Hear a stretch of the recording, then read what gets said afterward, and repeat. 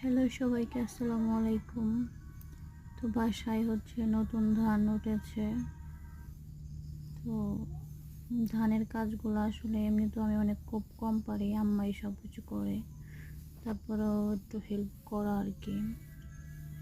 আমি আসলে ধান ধুন এগুলা দেখলে যেন আমার কীরকম কীরকম লাগে, মানে হাতে পায়ে অ্যালার্জি, তো ওই জন্য এগুলো কাজ করতে পারি না। তো তারপরেও আম্মা যেহেতু একা একা করে, এর জন্য ভাবলাম তাকে একটু হেল্প করি। সবগুলোই করছে আমার আব্বা আম্মা মিলে। তো আসলে বছরের প্রথম দিন বাসায় যদি ধান না আসে, এটা কেমন দেখায় না, মানে আমার কাছে খুবই ভালো লাগে। আমাদের বাসায় প্রতি বছরই আপনার ধান ওঠে, হ্যাঁ, 25। এর জন্য আর কি একটু কাজ করে দিলাম আম্মারে।